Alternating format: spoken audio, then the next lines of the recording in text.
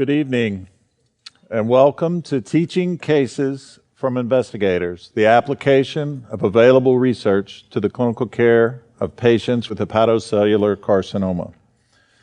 I'll be moderating. I'm Fred Divers from Arkansas. This is our esteemed faculty today. We have Dr. Anthony El-Khoueiry. He's at the USC Norris Comprehensive Cancer Center in Los Angeles. On his right, Dr. Richard Finn at the Johnson Comprehensive Cancer Center at UCLA, also in Los Angeles. Our thoughts are with you guys with all the wildfires.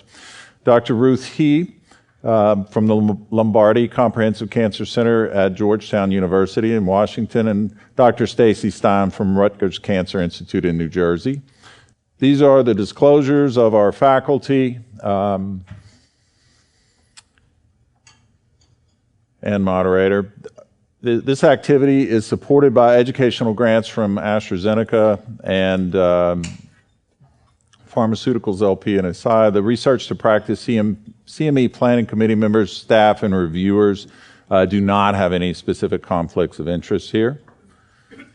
I'd like to point out this is an educational activity that does contain discussions of non-FDA approved uses of agents and regimens, and we'd ask that you please refer to the official prescribing information for each of these products and their approved indications in their package inserts. We do have some consulting faculty here today, and these guys are going to, Dr. Love has done interviews with this consulting faculty, and these will come up as clinical videos and vignettes moderated by Dr. Love. We have Dr. Aiwu Alpha from Memorial and Dr. Thomas Abrams from the Dana-Farber, and Katie Kelly will be joining from University of California at San Francisco. So this is where we're going to be going. We have 4 modules today, and like all research to practice programs, we aim to stay on target in time. So Module 1, we will be discussing the adjuvant systemic therapy for early stage hepatocellular carcinoma. Anthony will lead the discussion there. Module 2 will be recent developments in the management of intermediate stage hepatocellular carcinoma. So this will obviously be discussing the role of TACE in systemic therapy. Dr. He will discuss current first-line therapy for advanced hepatocellular carcinoma, and so some intriguing trials there and decision-making. And finally, we'll look at promising investigational frontline strategies for advanced hepatocellular carcinoma. How do we select and sequence these therapies for the relapsed and refractory patients as well? That's always a big question for us in the community, and Dr. Stein will be in charge of module number 4. We'll have some periodic questions for our esteemed faculty in between the clinical vignettes. So let's get started with module number 1. Dr. El-Khoueiry. All right, thank you. Welcome, everybody. So I'll be talking about adjuvant systemic therapy for early stage hepatocellular carcinoma. So as a reminder, surgical resection continues to be an essential curative option for liver-limited hepatocellular carcinoma. When we think about it in BCLC staging terms, it's mostly applicable to BCLC stage 0 and A disease, because in the US, the trend is to mostly resect single nodules without vascular invasion. Now, that practice is variable across the world, where in some places there's more aggressiveness with resection, including resecting multifocal nodules and peripheral vascular invasion as well. Now, so the definition of resectability is highly variable. The challenge here is there are high recurrence rates, as high as 70% at 5 years. The majority of the recurrences are in the liver, and there is a bimodal pattern of recurrence. So there is an early recurrence within 2 years, and there are some patterns that have been associated with that, bigger size than 5 centimeters, high grade, and presence of microvascular invasion. And then there's a later recurrence beyond 2 years that's more associated with advanced cirrhosis, multinodular disease at baseline, increasing age, male gender, and high AST levels. Now, there is a theory also, or a hypothesis, that some of the later recurrences may be new de novo lesions originating in the liver. That's cirrhotic. The 5-year overall survival rates, depending on the series or study you look at, range between 45 and 75%. There's been multiple normograms developed to assess the risk of recurrence. This is one of the later ones that I chose to share today. And there is this early recurrence score that's developed based on data from over 2,300 patients over many years. And 6 variables were popped out as essential for this recurrence score, including AFP, size, multifocality, presence of cell-like nodules, vascular invasion, and surgical margin positivity. Now, among these, AFP was the strongest predictor and worth 3 points out of these 11 total points. An important thing to note is that early recurrence has been associated with worse outcomes across multiple series. So patients who have early recurrence tend to have lower survival. Now, based on this, there is a huge motivation to identify an adjuvant therapy that's effective that lower recurrence rates. So the first attempt was, well, one of the first attempts was with the STORM trial looking at sorafenib. So in this trial, patients who underwent surgical resection or local ablation were randomized to sorafenib versus placebo. The study allowed intermediate and high-risk disease, and the definition is here in the table, so I won't go through it at this point. But the bottom line, there was no difference in recurrence-free survival with sorafenib compared to placebo. You see that the median recurrence survival was over 30 months in both arms. Another study that came after that, and actually it's being updated at this meeting, at this ASCO GI 2025, from mostly Korea, is looking at cytokine-induced killer cells. So these are autologous cells that were expanded ex vivo and then reinfused post-resection to patients.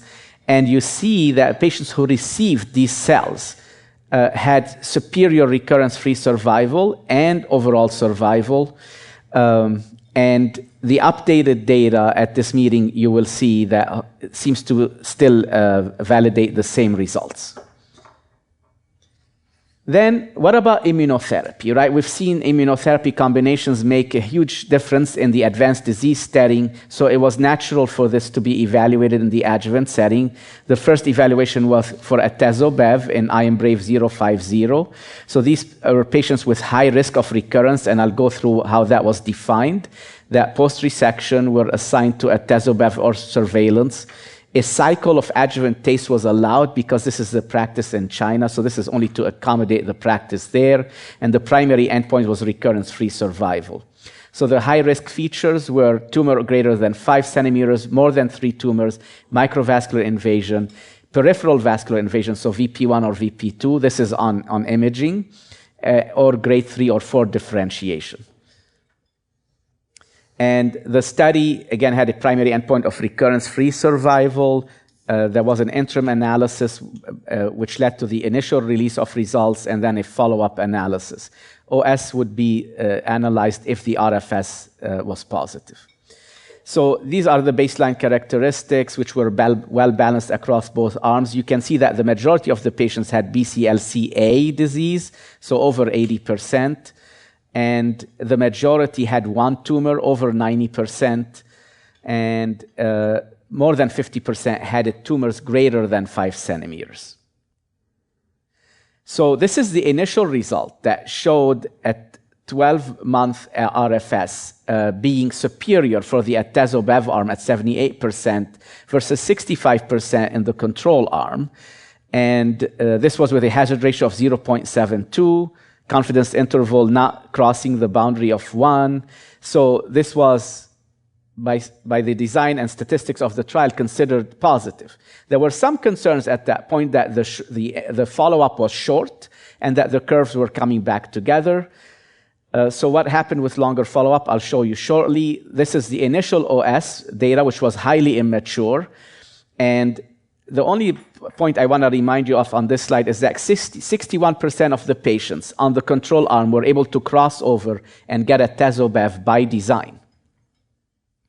So this is now the later follow-up. So the early recurrence-free survival benefit was not maintained on longer follow-up. You see that these curves really came back together with a longer median follow-up of 35 months. and the hazard ratio is now 0.90, and it's not statistically significant. So with longer follow-up, the RFS benefit is lost. And this is the updated overall survival data, which remains immature, but really these curves seem to overlap at this point. So the other things is looking at patterns of recurrence from this trial, because there's a lot of learning that can be done, is that the majority of the patients recurred within the liver. The majority of patients who recurred within Milan criteria, so which allows them to be salvaged potentially with transplant. And the majority of the recurrences were unilobar. Now, this is the safety summary, high level, but a quick reminder that on the experimental arm, there were more serious adverse events, including treatment-related serious adverse events, and numerically more death on that arm, and certainly higher grade 3 and 4 adverse events. So in the setting of the negative clinical data, the risk-benefit ratio now is not really favorable anymore for this adjuvant therapy. And based on this, there was this investigator or physician letter released saying there's unfavorable benefit risk for atezobev as an adjuvant therapy for HCC patients. There are several other pending adjuvant trials with single-agent PD-1, with combinations of a TKI with a PD-1, as well as durva-bev and durva-tremi, so we look forward to those results. Now, are we limited to adjuvant therapy?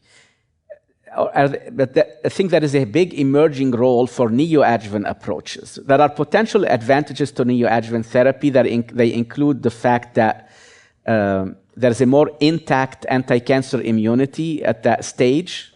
You can use the tumor as a source of neoantigens if the patient is responding. So it's like in situ vaccination almost. The ability to assess response and test the biology, and it's a critical resource for biomarker development. In melanoma, there was a large study showing a benefit of giving neoadjuvant pembrolizumab or perioperative neoadjuvant adjuvant versus adjuvant only. So based on this, there's been a slew of small studies, mostly single institution, looking at various regimen in the neoadjuvant setting, single agent PD-1, PD-1 with TKI, PD-1 with CTLA-4.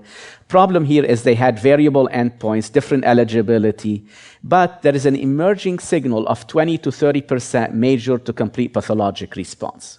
So I'll fly through the next few slides. This is the data with a single agent PD-1, cemiplimab. 20 out of 21 underwent surgery, 4 out of 20 had major pathologic response. This is data with neoadjuvant Nivo or Nivo-Ipi, small study as well. 20 out of 27 were able to undergo surgery with 30% major pathologic response. And the majority of the responders have not recurred.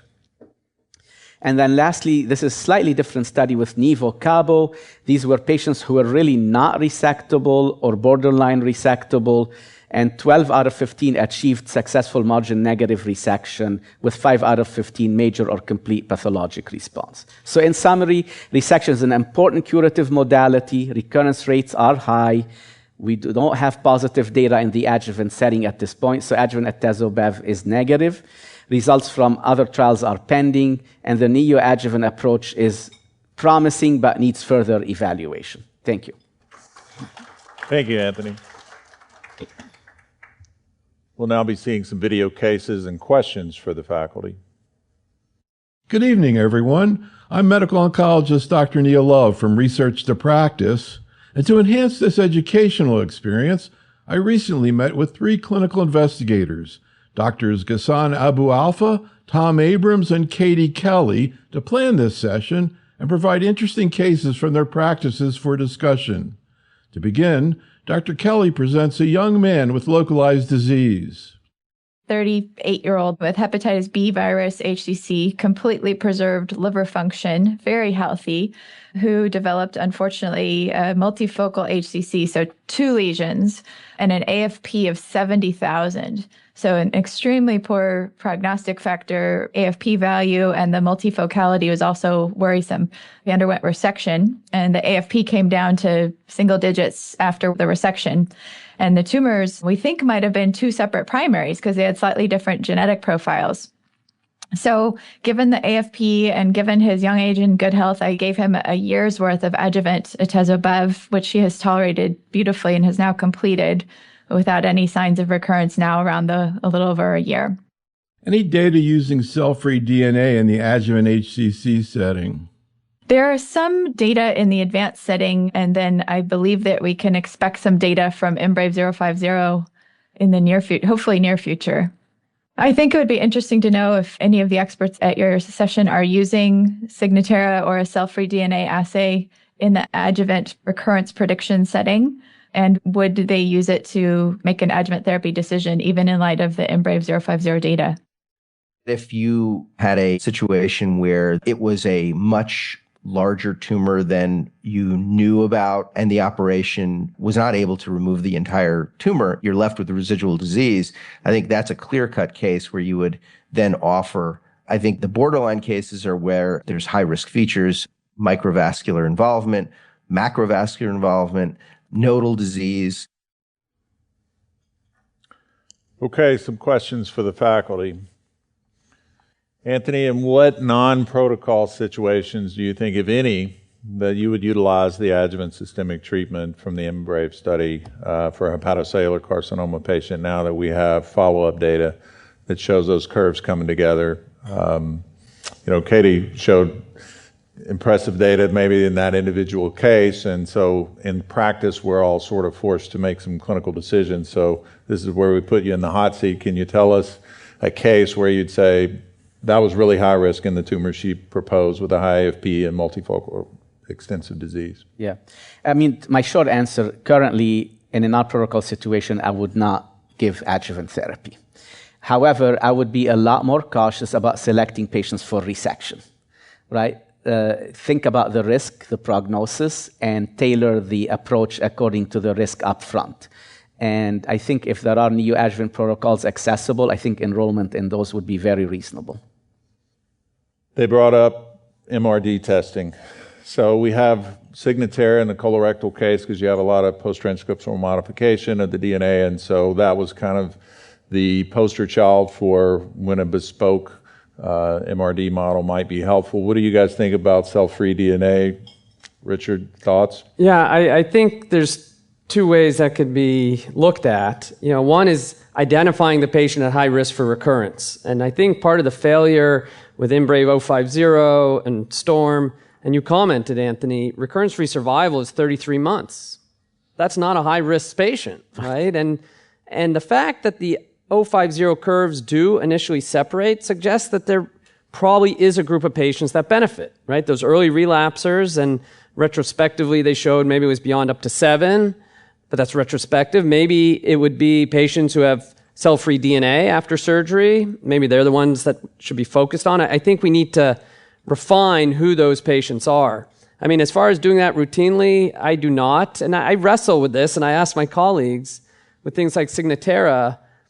So you do a CT scan on a patient, they have no measurable disease, but their Signatera is high. I mean, how does that help you? I mean, other than cause a lot of stress and anxiety. Similar to AFP starts going. Right, that was the next question. What about AFP if the AFP doesn't come down, to undetectable levels like she brought up? I mean, would you act upon that with no measurable disease on imaging?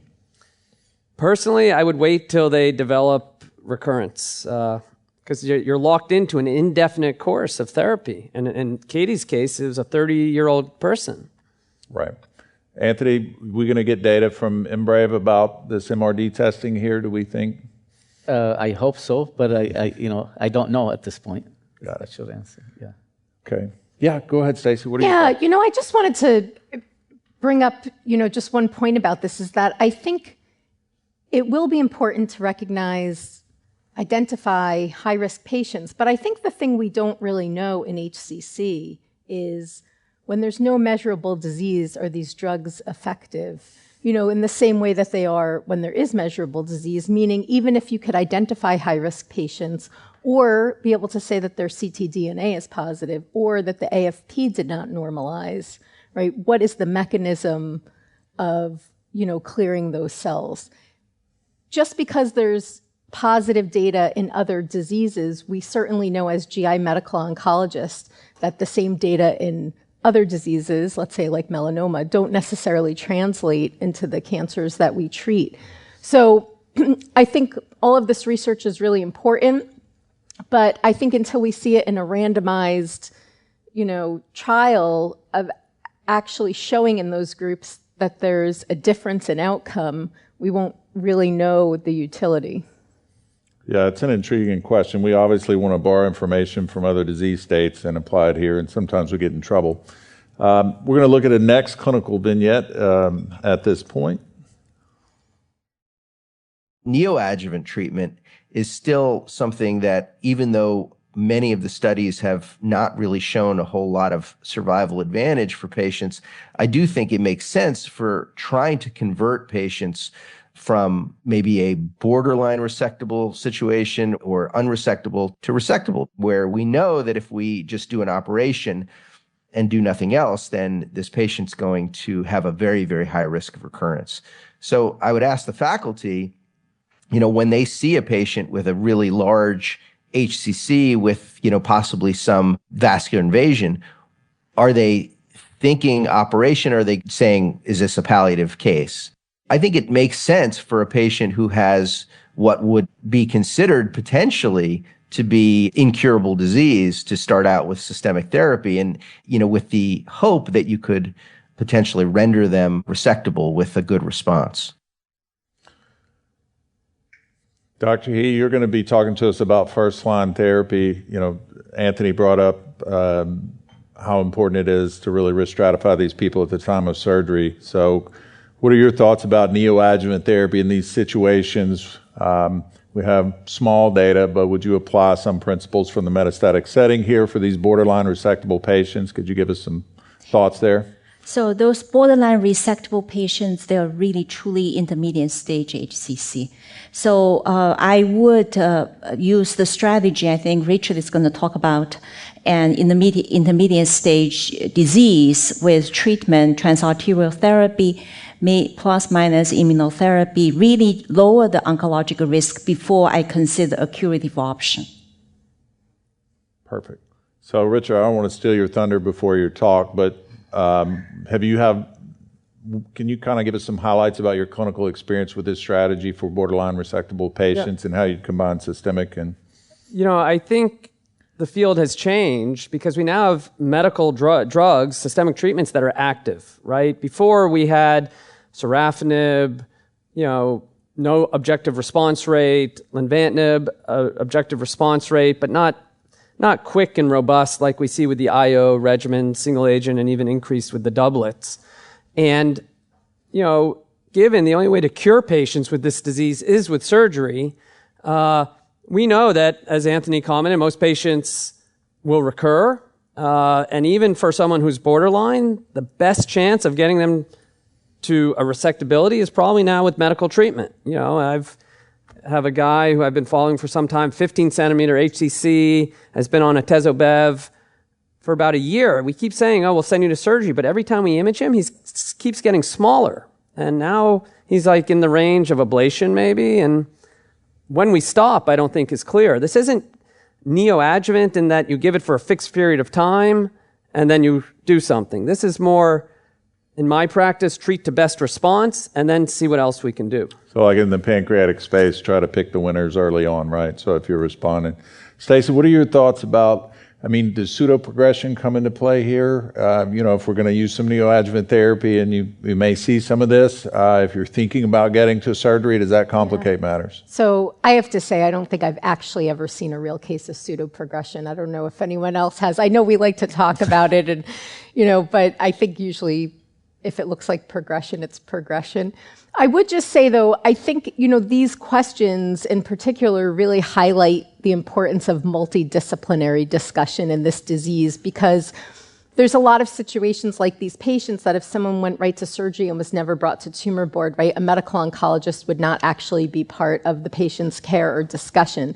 So I think every new patient, really benefits from everyone at the table thinking about their case. And speaking of multidisciplinary approaches, Dr. Abu Alfa is going to present the next clinical vignette for us here with a patient who has tumor thrombus extending into the right atrium. This is a man in good performance coming with really some abdominal pain and now with a concern for a liver mass. You can see that this liver mass is quite gigantic. This liver mass is filling in most of the right liver. But more importantly, the arrow is showing actually an extension of this mass that really traveling all the way to the heart, as we can see on the CT scan at the bottom as well. That tumor actually literally was sitting in the right atrium per se. And so we did a CT-guided liver biopsy. We did confirm that it is hepatocellular carcinoma. We can imagine ourselves thinking like from a surgical intervention. On the other hand, can we consider that we should do rather systemic therapy because, quote unquote, this is metastatic disease in a way? Or also, shall we consider a combination of being between a local approach and a systemic approach? I see you gave this patient the STRIDE regimen of durvalumab, tremelimumab. What happened? The AFP was not really drastic to begin with. The 350 is not really a high AFP in reference, but you can see this AFP dropped all the way to 0. And this is incredible. The patient responded incredibly well. As you see, also his LFTs did improve with timing. And if anything, it really settled, knowing that really the disease became well under control. The tumor is definitely smaller. The patient is doing amazingly well clinically. And as you can see here at 3 months, and we have, I think, imaging also at 6 months. And the patient is totally functional still, is still on therapy for close to 2 years and still doing very well. And this is a great question for the faculty to ask, would you consider surgery now or local therapy? So obviously, amazing response in this case. It's kind of one of those stories you run around and show all of your colleagues. Anthony, what are your thoughts about how you might manage this patient initially? So initially, this patient has a very large infiltrative appearing tumor with major vascular invasion. So systemic therapy is where the level 1 evidence is. So I would do the same. I would do systemic therapy. Perfect. So we have a question from the audience, which I thought is a great question here. In the world of non-small cell lung cancer, we would always be hesitant to start systemic therapy until we had an NGS biomarker panel. What is the role in hepatocellular carcinoma in making decisions for these patients on systemic therapy? Stacey? Unfortunately, you were the closest. Yeah, it's 0 right now. So there are different research protocols that are looking at NGS testing, and sometimes we do it for patients when something seems atypical or there's a mixed tumor, but really it's not part of, standard of care treatment at this time. And all the regimens that we're going to be discussing, this evening, none of them are based on, mutational testing. So we're not there.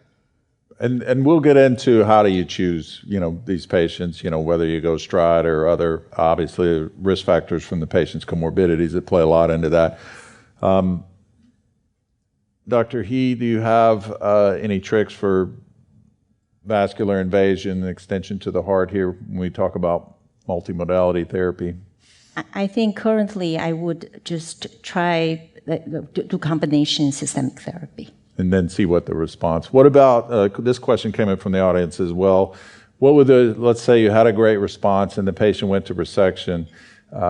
What's the role of adjuvant chemoembolization or radioembolization for these patients, particularly taking into account vascular invasion issues? Richard, you got thoughts? Yeah, so, I would extrapolate from the melanoma data, given there's no strong evidence in liver cancer, but I have had patients. I have this exact patient who I met at ASCO 2020. I was at this ASCO GI meeting. Someone called me. Guy had a tumor in the heart. He's alive 5 years. He's been on Len-Pembro for 5 years, high quality of life. Amazing response, like Hassan's patient. But for those patients who have gotten, in the modern age, atezo-bev, had a good response, then we've done either Y90 or a resection in some cases. I say, let's do another 6 months, and then we'll stop and see how you do. Because again, can we cure some of these patients? I think you're reading the audience questions, Richard, because the next question was, if you have a great response to atezo-bev, how long would you continue that post-definitive therapy? I mean, that's a little different. I mean, if it's someone who's not going to go for a procedure, it's kind of an indefinite buy-in, and if it's not broken, I tend not to try to fix it. I talk to my melanoma colleagues, and a different disease, they can stop after 3 years and just wait and see what happens, or 2.5 years. But I generally have patients who, if they're doing well and there isn't an opportunity for a consolidative procedure, I just let them go as long as there's no toxicity. And just continue the regimen. Anthony, what are your thoughts about how you pick which one to start? Let's say this guy walked in. Would you pick the Stride or would you pick Atezo-Bev? Well, I don't think we have data to decide and choose between the two, right? At this point, they've never been compared head to head, and I think they're both effective. I mean, they both would be appropriate here. I do think that patients with major vascular invasions have a slightly higher risk of bleeding, but again, those were not excluded from the IMbrave trial from Atezo-Bev, and they still did okay. So it's just something to keep in mind. Do you think that the need to get an EGD and rule out variceal issues is an impediment to the utilization of that for a very high-risk patient? Or would you ever consider a TKI which may have a sooner onset of action up front for this? So, two questions, I guess you asked. So, the EGD, I think it depends on the practice setting, but it is important to do it at this point before giving Atezo-Bev. The TKIs, I think the median time to response with TKIs, if there's going to be a response, is actually slower than with the IO combinations. Perfect. Okay, on to Module 2. Okay, recent developments in the management of intermediate stage hepatocellular carcinoma. Richard, it's your show. Thank you very much. It's good to be here. So when we're talking about intermediate liver cancer, we're talking about the Barcelona stage B, here coming from the recent iteration from a few years back. And this is a group of patients who have well-compensated liver disease that's multinodular and confined to the liver. They don't have vascular invasion. And these patients historically have been given local regional treatments, and that is TACE. Now, why is TACE there? Well, all of the recommendations in the guidelines should be data-driven, hopefully by level 1 evidence, and these are the two pivotal studies that go back now 20 years probably that looked at chemoembolization versus best supportive care. So essentially, one arm didn't get any treatment, recognizing that there wasn't a lot to do for these patients. And both of these studies did show very similar results, given they were relatively small. 80 patients in the European study, 112 patients in Asia, or vice versa, I should say. But both of them showed a benefit to chemoembolization versus supportive care. Now, these studies were followed up by a meta-analysis of a number of studies over time. And again, in this meta-analysis, there was a confirmed benefit to chemoembolization in intermediate liver cancer. Now, it's important to look a little closely at these studies because what had happened from 2002 until 2008 and even beyond, when we didn't have systemic treatment, chemoembolization filled a void. We could do it, right? Interventional radiologists would do it on patients with multifocal bilobar disease, vascular invasion, even in some settings, patients with metastatic disease. But, these two clinical studies used a very well-controlled cohort. In the European study, the median size of the tumor was about 5 centimeters, mostly unilobular. And if you look at the Asian study, you can see that size is important for survival.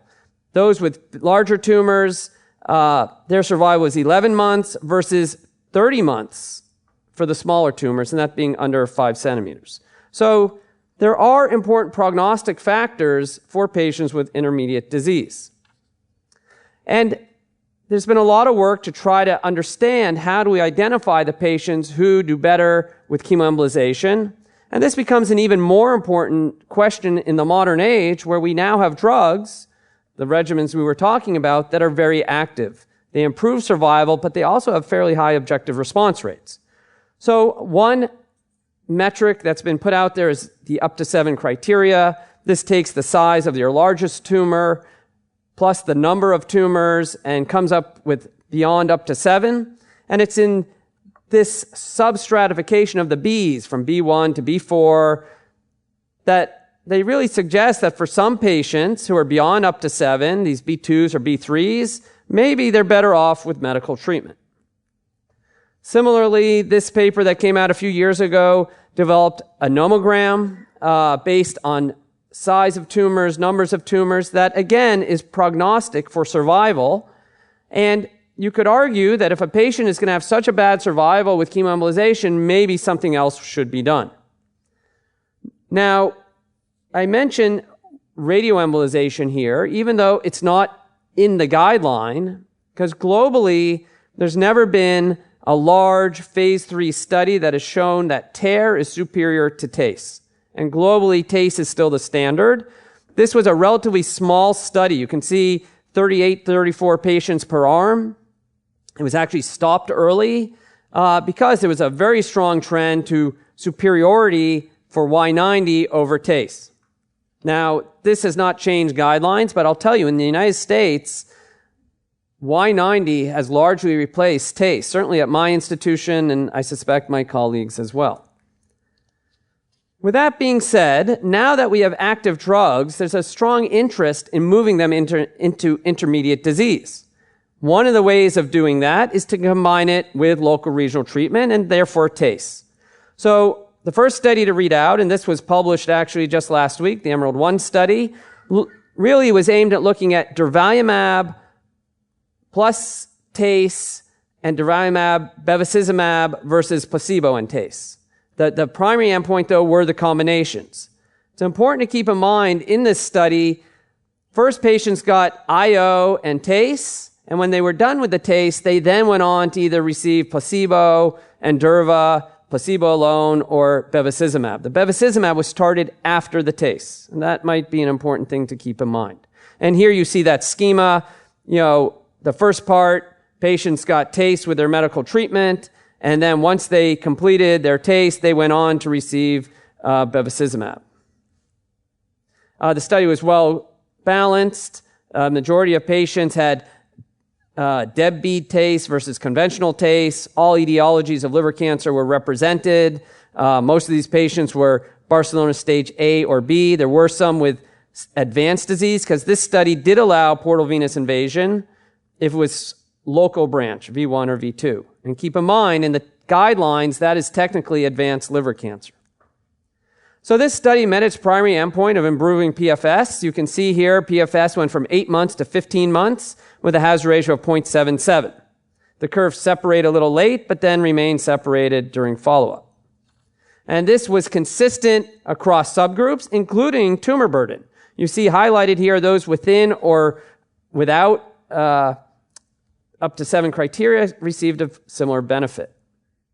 Objective response rate with durva and bev was higher than placebo and TACE alone, 44%.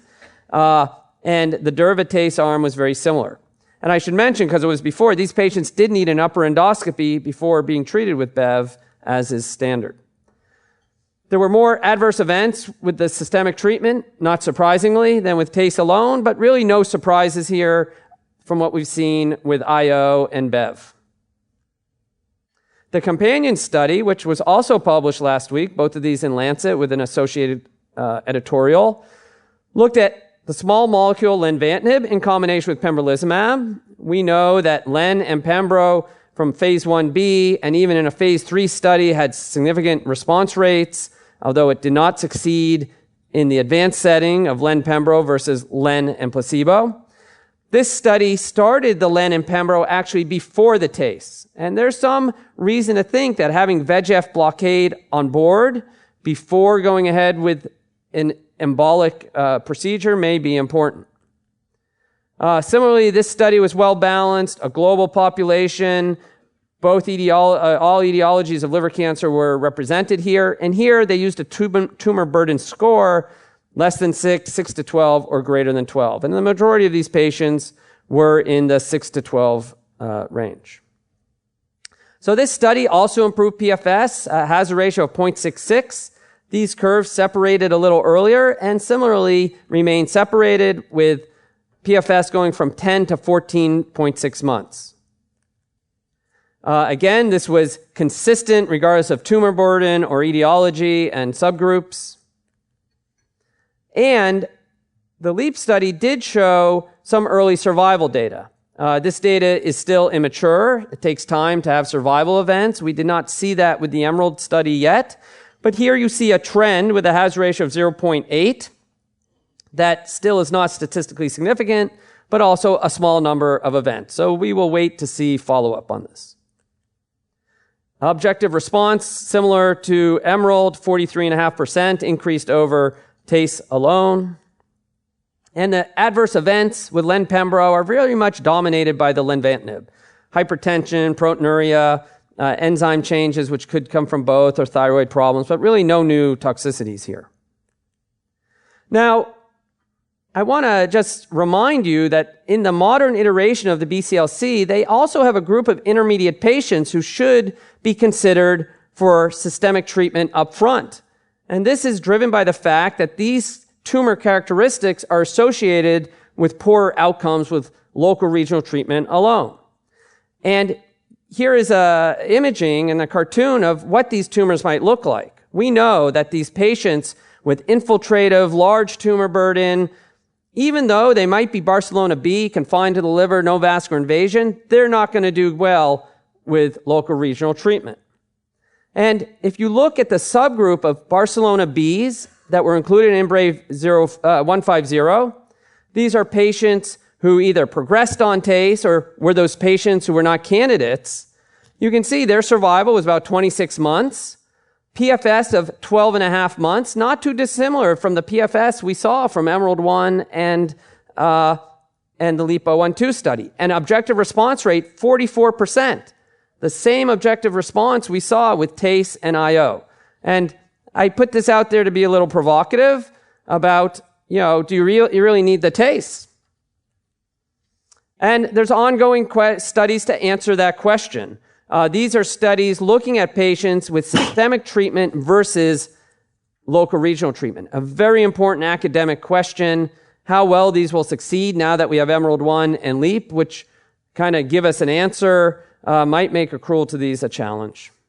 But in closing, local regional treatment is the standard of care here. Globally, it's TACE, increasingly Y90 in the US. Keep in mind, these aren't curative treatments. LRT is not curative. And we now have very active systemic treatments. And in some patients, they might do better with medical treatment up front. But that's going to be reassessed now that we have these combination studies. But keep in mind, you get started on a combination study, you're on treatment until you progress. This is not an adjuvant study where you take it for a year and stop. And then what do we do when you do progress? So that is why the overall survival data is so important to see. Thank you. That was great. Thank you so much. So we have some additional video cases and questions from the faculty, from Dr. Abrams and Dr. Kata Kelly. EMERALD was durvalumab, Bev, and TACE for unresectable HCC. And it did show an improvement in PFS versus TACE alone. I think it's a reasonable thing to try for patients with unresectable disease. Certainly, it seems like something that there's been good responses to. So I'd be interested to know if people have used it, and if so, what their experience has been with it. I personally have gotten a little bit away from local therapies up front, given the fact that we have systemic therapies that are far more successful than they once were. And I'd be interested to know what the faculty thinks about that. The LEAP-012 study did show improvement in progression-free survival. It does not have mature survival data yet and did not have a significantly higher response rate. So I'm definitely eager to see more follow-up data from that study. Okay, we have a few minutes for discussion. I think this brings up some intriguing points. I guess at first I'm going to go down the row and just ask everybody. So Anthony, have you used TACE in combination with systemic therapy in your clinical practice off protocol? Not the way it was done in EMERALD or LEAP-012. I've done a systemic therapy first, and then if patients are having a good response and and I can augment it with liver-directed therapy. So a slightly different approach. No, that's you led into that well, because I think whether you start with systemic therapy and then add it, those lines get blurred, right? You know, whether you're. What about you, Dr. He? Thoughts about, have you used the systemic therapy in combination with TACE off protocol? I have, in most cases, I have not. And I think if you look at the EMERALD-1 study inclusion criteria, I think a lot of those patients have probably will start with systemic therapy. But if patient has a solitary tumor, those patients gets TACE treatment. I'll watch for response before I would consider systemic therapy. Stacey, you're going to talk about TKIs and sequencing them later. If you did see a patient and you were considering combined systemic therapy and TACE, how would you choose between the EMERALD data and the LEAP data if you chose to go down that path? Yeah, that's a good question. I mean, I would say, you know, just one thing about this topic in general is that the truth is we really work in a multidisciplinary group. And so I think we have to identify the fact that there are other people at the multidisciplinary team that may feel strongly about adding local therapy, even when we say, let's start with systemic therapy for this. So just to put that out there, I think that's often how we're not really doing things exactly by the child, but somehow the patient winds up getting local therapy and then systemic therapy. But, you know, in terms of EMERALD or LEAP, I think we really need to see the overall survival data. I mean, in general, I probably would think more about the first-line therapies that we use now that don't include a TKI. And so I guess my bias is to think more of the EMERALD regimen. But the truth is, I think until we see the longer-term data from both of these studies, we don't really know. So, Dr. Finn, this data was in combination with TACE or chemoembolization. Do you have clinical experience or thoughts or comments about utilizing this with radioembolization? As you mentioned, Y90 has kind of become the de facto standard in yours and your colleagues' institutions. Yeah, that's a very important question. I mean, one of the issues that I think Stacey is alluding to is also, you know, are we just using systemic treatment earlier and delaying it till they naturally progress, and maybe overall survival will be the same at the end of the day, right? We'll end up at the same place. And that's with the TACE data. With Y90, I don't know that we can naturally assume that there's synergy between systemic treatment and Y90. And it's possible that if you did Y90 and waited till they progress and then, you know, gave them systemic treatment, again, you'll end up at the same spot. And by delaying the systemic treatment, you're sparing patients toxicity and cost.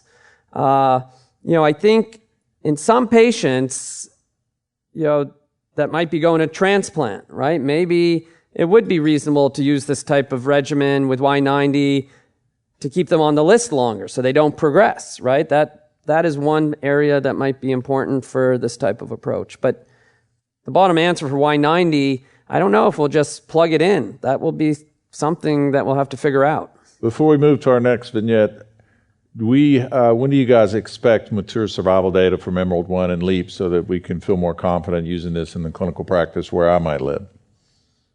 Is that for me? Yes. You're saying when do we expect it? I wish I could guess, you know, because it's event-driven. But usually in this disease stage, I think it will be years, it's not a few months. Okay. Perfect. All right, moving on. We have Katie Kelly with another video for us to discuss systemic treatment. What about patients with poor liver function, Child-Pugh B patients? How do you approach them? One of the key factors is what's the pace of change. So a patient who's been Child-Pugh B8 even, but has been so for 5 years, I'm much more comfortable giving that patient Stride or Tezo-Bev than I am somebody who was Child-Pugh A5 a week ago or 2 weeks ago and is now B8. 2 weeks later. That's much more worrisome that something is dynamically evolving. So pace of change is a critical factor. Evolving rapidly progressive portal hypertension, meaning dropping platelets, a big tumor thrombus in the main portal vein, new ascites are very worrisome that there's a dynamic process going on, and counsel the patient and family that this is a risky situation, that GI bleeding is on the horizon or other decompensation. Stacey, what are your thoughts on the approach to systemic therapy for these patients who have borderline or poor hepatic function? Yeah. So the truth is, most of the patients we see in clinic are not trial candidates. And over the years, the majority of the patients that I've taken care of have Child-Pugh B disease, and I routinely give them systemic therapy. I mean, I do think, to Katie's point, you have to think about where the patient is on the trajectory. Do they have stable Child-Pugh B disease? It's been like that from before the tumor formed, or is this really tumor-driven, the decline? Are they kind of in a stable place? Is there a dynamic change going on? But the truth is, we don't have, right, the trial data is typically Child-Pugh A and some B7s, and we're often extrapolating out, but we do that really in all of oncology, right? So I don't know why it became such a sticking point specifically in HCC to think about the Child-Pugh score, when really we're constantly treating patients that were not necessarily fitting all the criteria, of a trial. And because of that, we removed some of that language out of the NCCN guidelines this past year, I think, for people to think more broadly about it. But I would say, you have to think about each patient specifically, right, of where they are. But I would say routinely we treat patients that are, Child-Pugh B. The C patients you have to really think about, because that's often, things are changing too fast to get benefit from treatment. There's some exceptions. Anthony, you have thoughts there? What are your key variables that are deal breakers for you? Yeah, even though I generally agree, I would caution that all Child-Pugh B patients are not equal, right? And I think she did a nice job highlighting that, right? I mean, if you're a 5 versus, it's not just the numbers, right? It's also what's making you a B. Is it the albumin and the bilirubin, or is it somebody with recurrent ascites requiring paracentesis, active encephalopathy, those types of things? So that makes a difference. And the other nuance I would make, yes, we extrapolate and treat patients who are not trial candidates in other tumor types, but here the degree of liver dysfunction is actually prognostic. It may affect their survival. So you have to decide, am I actually going to prolong the patient's survival by treating their cancer or not? And that's a tough decision. It requires experience, clinical acumen, etc. But it's something to keep in mind. No, I think that's a great call out about, trying to make an educated decision. All of those numbers don't necessarily equate to the same clinical outcomes. Yeah, I would just add, and I think both of you touched on it, it's critical to look at the scan. Right? Not just the report. I mean, we have drugs that have very high response rates, right? And if someone has a bilirubin of 4 and ascites, but their tumor, they have a 15 centimeter tumor invading the portal vein, if that tumor gets smaller, they're going to do better. I mean, I use this term and I'll coin it. In breast cancer, we use the term visceral crisis, right? That's not a reason not to treat these patients. We treat them because if they respond, they get better. And I think the same can apply here in HCC when you have a large tumor burden, right? Someone who's compensated and then decompensates and their scan shows this big tumor, that's someone who needs treatment and needs to respond quickly. I think it's a bit of a blessing that we get to be here today and discuss in hepatocellular carcinoma that we have agents with great response rates, because that wasn't always the case, right? For sure. Our next clinical video, we'll go ahead and proceed with that now. Dr. Abrams and Dr. Abu Alpha. You can find evidence of autoimmune disease in, probably as many as 20% of patients. In general, I'll start these patients off with advanced disease with lenvatinib. Of the TKIs, lenvatinib is really well tolerated, but it has side effects. And surprisingly, low doses can, remain quite effective. And the patient that I'm thinking of with Crohn's disease had been on lenvatinib for 2.5 years before there was clear signs of progression of disease. And I think ultimately we had been dosing him 4 milligrams a day, and he'd been doing very well. This is a very young person. Hepatitis B, ultimately liver mass, developed with, interestingly, 10/10 bone pain in the sternum. Real pain. Imaging showed a bone mass right here in the middle of the sternum. And the biopsy was positive for HCC. The colitis was already under poor control, and patient was on steroids, elected to start him on lenvatinib at 12 milligrams daily. The patient was noted to have lost some weight interesting atherosclerotic lenvatinib. And so what do you do in that setting? We consider either change therapy because he's losing weight. And for example, you go to cabozantinib or reduce the dose. And dropping the dose from 12 milligram to 8 milligram did the job for the patient and added weight and doing very well with clearly a response on imaging. And what's his current situation? It's still doing well. The bone mass, we still see it. We feel it. It's not like bothering in any way. Okay, I know you guys have all been faced with this question.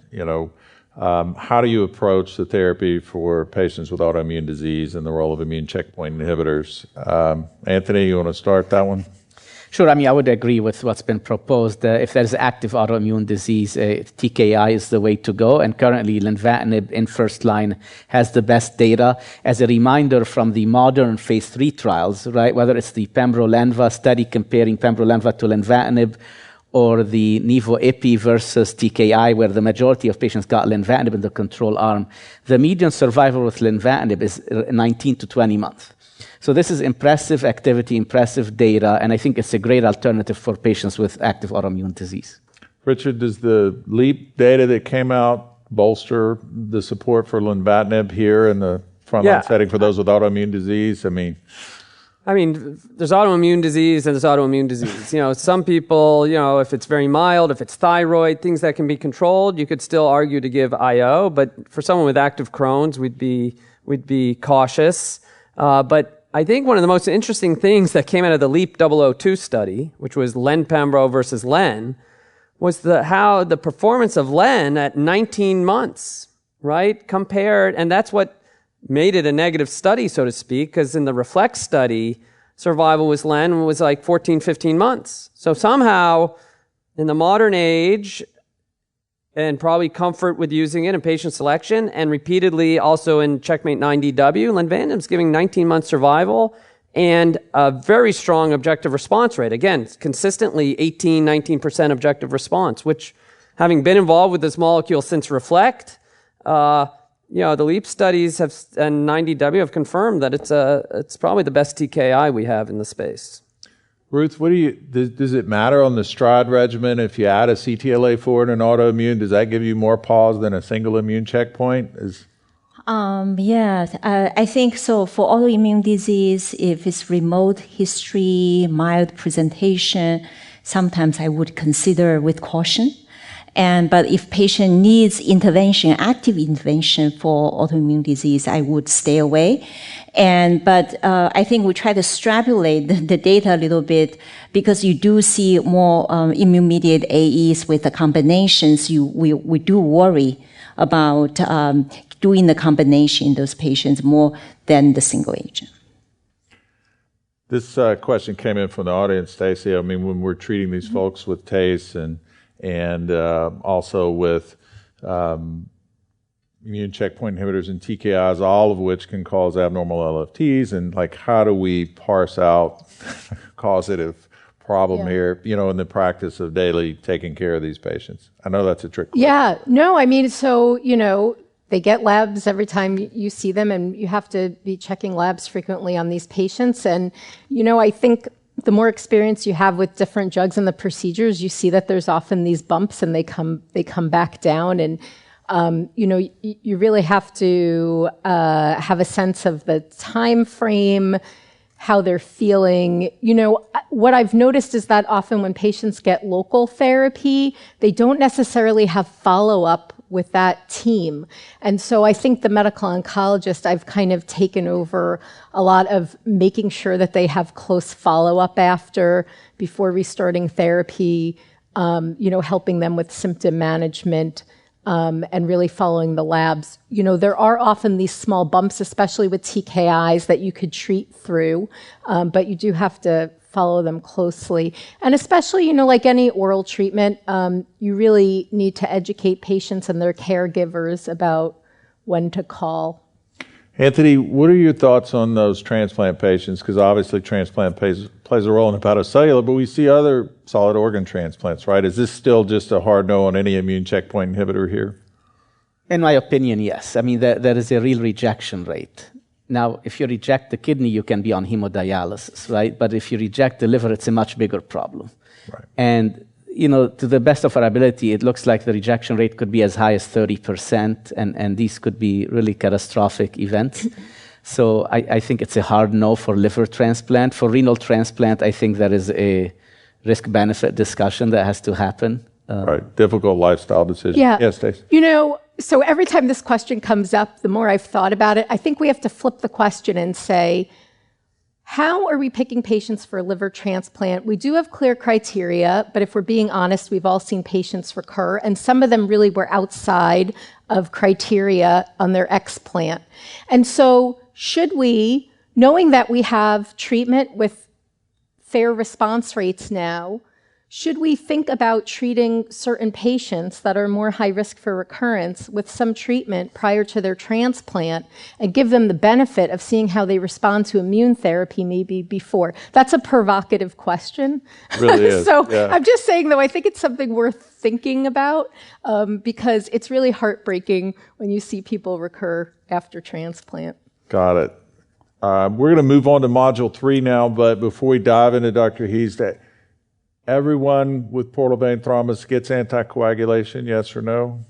No. Not routinely. Not routinely. Okay, that was an audience question. I just wanted to clarify that. Okay, Dr. He, the floor is yours. I think we have covered some of this topic. So what I'm going to talk about the current first-line therapy for advanced HCC. So I will provide some update on the iBrain 150 study and the 5-year survival data on the Himalaya study, and some interesting subgroup analysis of patients enrolled in those trials, and also talk about the TKI a little bit. So there's the follow-up of the initial report of iBrain 150, and there's another publication and 2 years ago, and with a median follow-up of close to 16 months. And you can see the benefit holds, and with a hazard ratio of 0.66, and the two curves separate nicely. And now you also see the same, if you look at the progression-free survival, the hazard ratio is 0.65, the benefit is there. Then look at the response rate, 30% with 8% of CR rate compared to 11% from sorafenib, no CR. And the duration of response on the bev-atezo arm was 18 months. And so there's updated safety report, and there's no surprises. And so I think the AEs have been consistent with the initial reports. So now the Himalaya investigators presented the 5-year survival data of the Himalaya study. And this is so far the longest follow-up for global phase 3 study.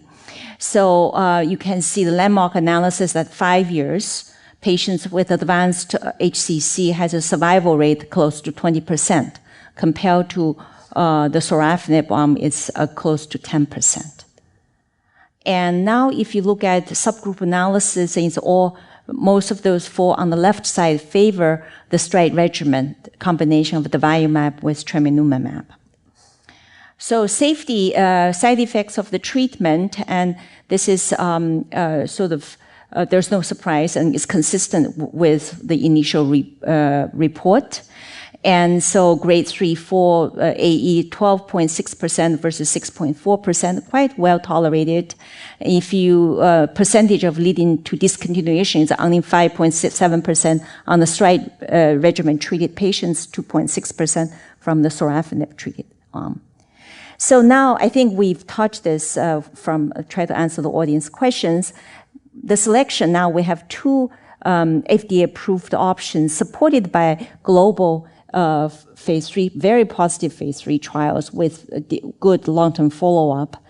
So now we want to look at the patients enrolled in each study, and we want to learn more from the subgroup analysis. How can we make this decision? So we start with the VP4. So iBrain 150 did include patients with VP4. So this is the VP4 definition. So tumor invasion tumor thrombus of the main portal vein or collateral left and right portal vein simultaneous involvement. And those are very poor prognostic factors. So they presented efficacy data in that subgroup of patients and safety data in that subgroup of patients. So the left side is the efficacy data, right side is the safety data. So the first two columns are patient with VP4. The right two columns are the rest of the intention to treat population. So first I want to see, to show you that this is a really poor prognostic factor. So if you look at the median survival, the first row, and it's for the Bev-atezo treated arm is only 7.6 months compared to 21 months in the rest of the population. But the benefit is there. So you can see the hazard ratio is 0.62 and very consistent with the initial report.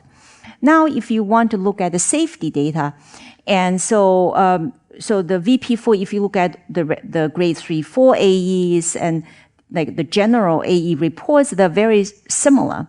But if you look at any grade variceal bleeding, 14% in patients with VP4 tumor invasion, and versus 2% in the rest of the population. So most of the variceal bleeding in that study seems to occur in the patients with VP4 disease. So I think if patient with the VP4 disease, you really have to come to think about the risk and the benefit ratio. If those patients do benefit, you can see the hazard ratio. Of course, they also have increased bleeding risk. So another interesting development is the ALBI score. So when we forever we talk about the Child-Pugh score, which is really designed to evaluate the risk of cirrhotic patient to go through abdominal surgery. So it's a very strong predictive, survival predictor. And so patients, when we enroll patients, and most patients will focus on Child-Pugh A patient class patients. And so now there's another way to look at the liver function, which is the ALBI score, which there's this very complex, I have to use the MedCalc to do the calculation to figure out is this grade 1, grade 2, grade 3. But if you look at that Child-Pugh A box, and the green line is the ALBI score. So not all Child-Pugh A patients have the equal amount of liver reserve, equal amount of liver dysfunction. So now both studies have done subgroup analysis looking at the ALBI grade. So this is the Himalaya study. So on the left panel is ALBI grade 1. Those are better liver function. ALBI grade 2 or 3, which is on the right panel, and slightly worse liver function. So you can see that you do see the benefit of the STRIDE regimen and in this subgroup analysis. And IMBRAVE 150, and there's a post hoc exploratory analysis. You also use ALBI score, and you can see in the ALBI grade 1, the hazard ratio is 0.5.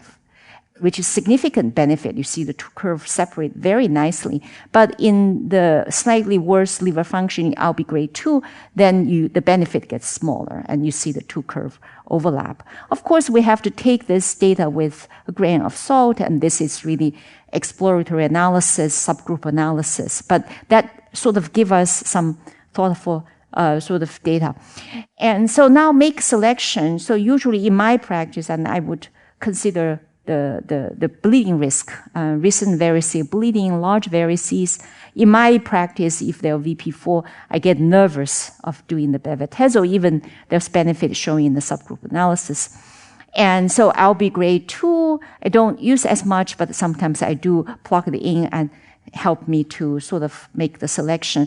But I do think the dynamics, the portal pressure dynamics makes a huge difference. And I think the rapid increase in the portal pressure, those are the patients tend to have bleeding risk. So TKI, I think Stacey is going to talk about. I'm going to have to show you the very original data, the SHARP study that got sorafenib approval, Lenvima, nivatinib got approved from the REFLEX study, which is a non-inferiority study. So it's so that those support the approval of both drugs. And it's interesting that I plot this. And so we have used sorafenib as the control arm for a long time, and then we started to use lenvatinib. imatinib as a control arm, at least in 2 studies. You can see the control arm, it's performing better, improving. For the LEAP-02 study, it's 19 months. For the 90W study, it's like close to 21 months. Of course, that's impacted probably also by second-line therapy. Will feel more comfortable taking care of those patients and on TKI, and we also manage liver failure better. So it's a multifactorial contribution. And so this is this very prior IO data I also have to show in patients who are not candidate for immunotherapy. TKI, if you do sequential TKI, the survival sequential TKI add up together is 26 months, and it's actually quite good data. And so I think in those patients we have to really be very patient and provide good education and really work with them and to try to get them on the TKI. Now we have 4 TKIs we can use. So making decision, TKI versus immunotherapy, we touched about this in the discussion. Autoimmune disease, history of transplant, we talked about this. If patients prefer oral therapy and they live far away, it's harder for them to come, and we need a biomarker that would help us to make the selection. Thank you. We did have a question from the audience, and I'll throw this up as a softball, whoever wants to tackle it. So the question that was asked was, can you discuss histotripsy and the role of this modality? So any takers? Doctor? Well, look, this is a novel modality that has its potential advantages from a technical perspective. So it may be easier to deploy in places where there's a heat sink or next to the gallbladder, etc. And certainly I'm not an expert in that space.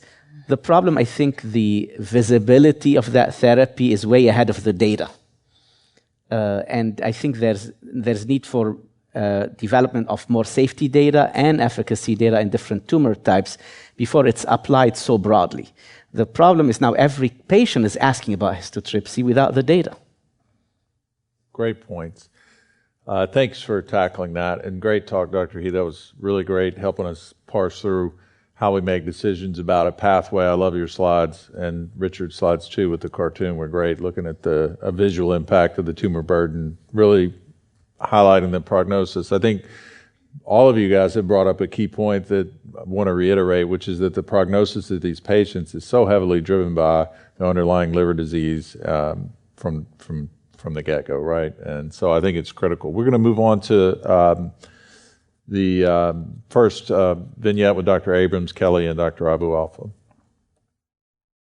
As a first-line treatment for someone who is child A with advanced disease, how do you determine which of the 2 accepted first-line treatments to choose from? I don't think there's a lot of compelling evidence one way or the other to say that either regimen, atezo-bev or stride, is, better in one circumstance or another. I think the way we make these determinations in general are, can a patient receive bev easily? Are there some contraindications or at least some comorbidities that make bev less attractive? In general, I have been using more stride of late. The reason being, I think it's easier. I think bev tends to have a lot of side effects that you run into that make it a little bit more difficult over time, particularly with patients who have advanced cirrhosis.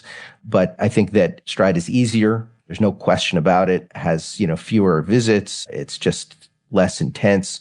So, 6 and 1/2 dozen the other. I think for patients who are younger, want to be more aggressive, maybe atezo-bev has a slight advantage. For patients who are a little older, have more comorbidities, maybe more advanced liver disease, I think stride is probably superior. And, I think it's very interesting to ask the faculty how they make these determinations, what their opinions of both regimens are and whether they have a strong preference one way or the other. I choose between those 2 based on comorbidities, in particular, those that are cardiovascular related, risk of blood clots, bleeding, stroke, and varices. I will favor stride. Conversely, patients who have history of any kind of underlying autoimmune disease or who seem to have really only one shot on goal, like really impending deterioration if we don't get tumor control, I think those are the patients that we favor atezo-bev in. If you remember, you are the first to ask me when we presented the data at the GI ASCO. You asked me, whom shall you give durvalumab to? And I told it to everybody. This is still our standard of care therapy because number one, it's highly tolerated. Number two, we don't have to await and really stress people out waiting for an endoscopy. Number three, the responses from it are really robust.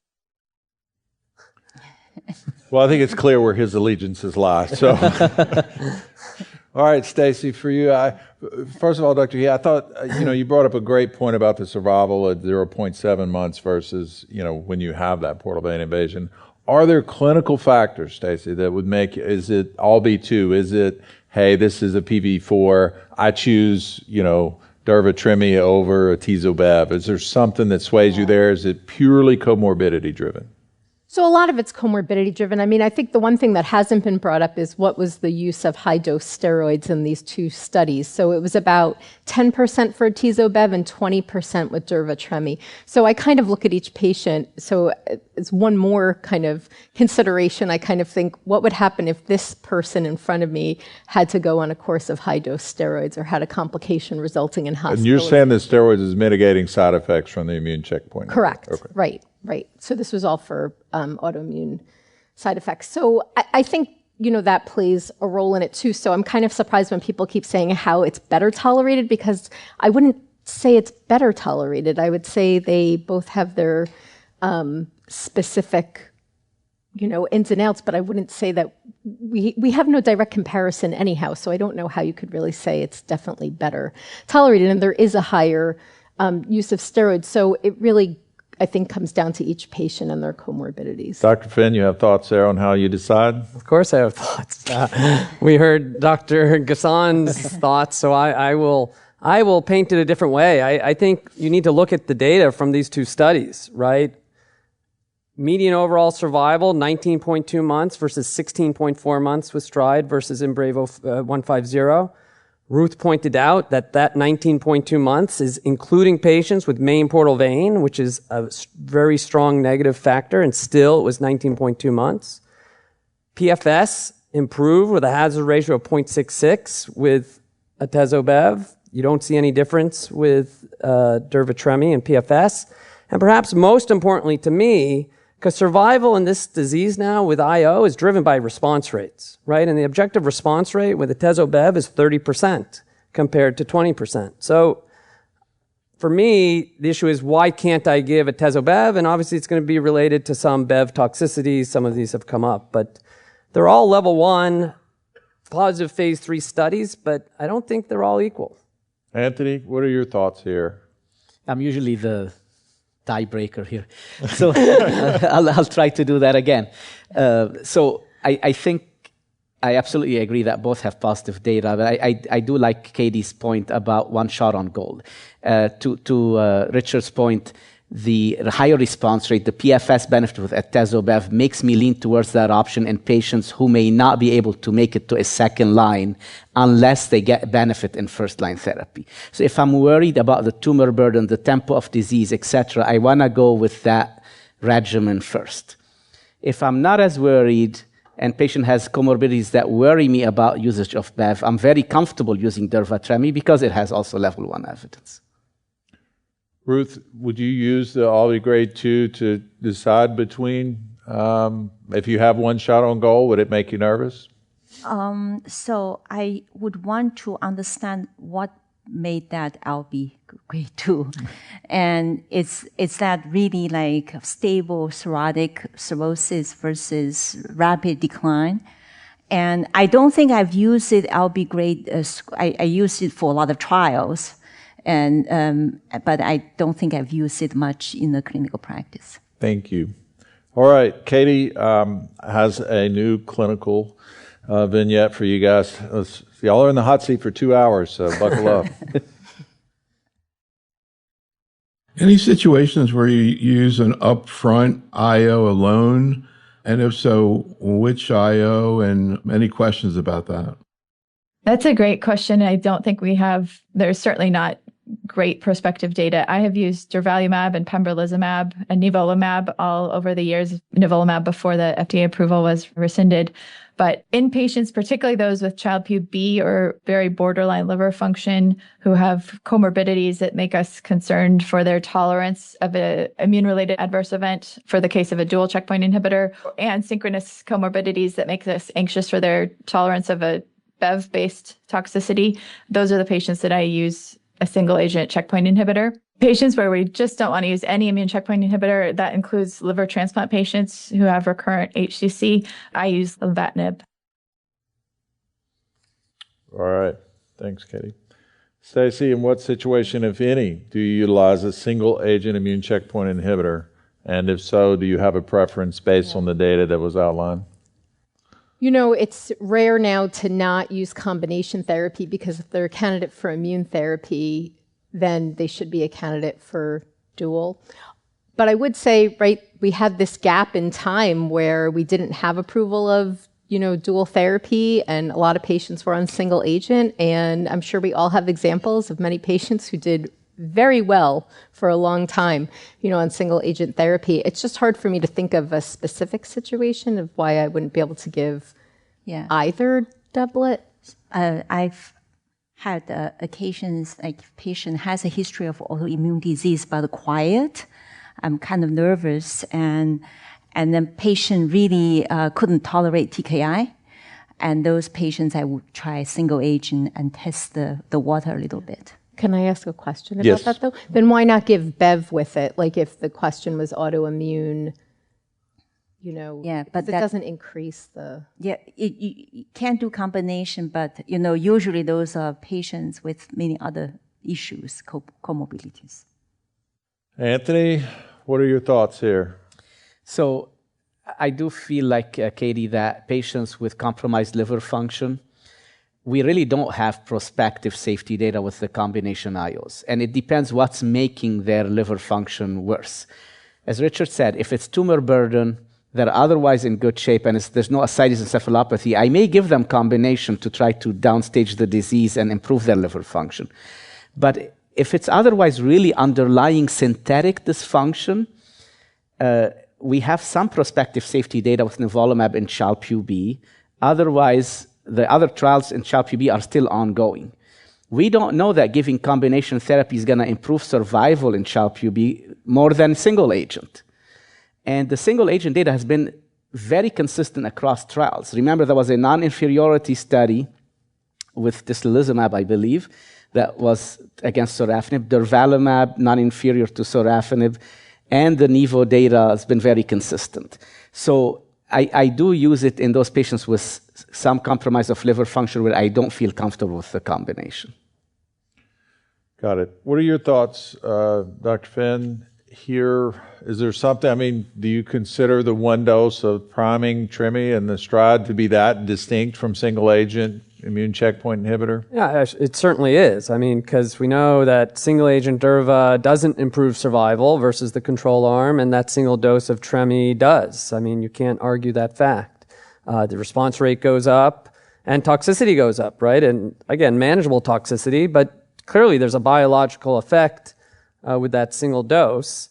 To answer the question about do I ever use single agent IO, and yeah, I think it's the patient who, I don't know if I really want to treat them at all, but it's a little hard to say, or they don't want to hear just straight out the door, hospice, and, it's one dose, Nivo's once a month, Pembro's every 3 weeks. And, if they have a response quickly, then you save the day. But you probably won't do too much harm in those patients. All right. Dr. Abrams has another video question for you guys. Thanks for your candid responses there.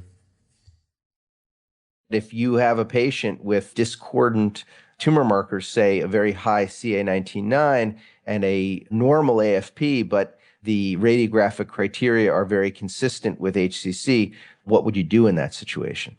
The American Society of Liver Diseases is okay with just going by radiographic criteria, but medical oncologists, I think we want to make sure that this is actually the diagnosis because we're the ones administering the treatments. They could have an element of cholangiocarcinoma, and without a biopsy, you're not going to know that. We see mixed tumors, not frequently, but they're out there more frequently than you may suspect. And clearly the treatments are so radically different. In general, what I do when I see them is I treat it as a cholangiocarcinoma first because, these days you have chemo plus immunotherapy. So ideally, it seems like you're kind of covering both by treating it with Gemcis durvalumab or Gemcis pembrolizumab. And Gemcis, there's a literature that in HCC may not be the greatest regimen, but it does something. There's no great way to do it. It's difficult. And if something's not working, you may flip the script and go to an HCC regimen afterward. So I think this is super common in clinical practice, at least for me. We see this a lot where histology says one, but perhaps AFP or CA19-9 level says something different, and perhaps the clinical course doesn't fit with your thoughts. But I think as a provider, it's a conundrum. I have multiple questions from the audience and the Zoom asking this same question. What do we do with this? Is this a tumor heterogeneity? So love to hear you guys' response to his thoughts about how he would begin with the cholangio-based regimen because there's an immune checkpoint inhibitor there and pivot subsequently. What are your thoughts, Dr. El-Khoueiry? Generally, I would follow the same approach for these mixed tumors. Is start with the Gemcis plus IO, thinking I'm covering both. But this is really a separate biologic entity, and it's still poorly understood. And I think what we're seeing in practice when we treat these patients, and some are behaving more like cholangio, some are behaving more like HCC, and some do poorly no matter what you do. So I think there needs to be more understanding, but I like the comment that you kind of adjust as you go. Recently, I just saw a patient actually who's had regimens treating both because has a mixed tumor and only responded to the HCC regimens and not to the chemo. So now I'm convinced that this is more behaving like HCC. So sometimes you have to figure it out as you go along. Right. A quick comment. I'm not a fan of tumor markers. I think it's one of the worst inventions in oncology at this point. And both are very nonspecific. Both can go up with any liver-occupying lesion, both AFP and CA19-9. So when there is a question about the radiologic diagnosis, a biopsy should be done. That was, you answered one of the questions from the audience was, would you ever proceed without tissue, in this situation, but a biopsy would be great. Dr. Finn, can you comment or elaborate a little bit more on what your thoughts would be on how you would manage a patient?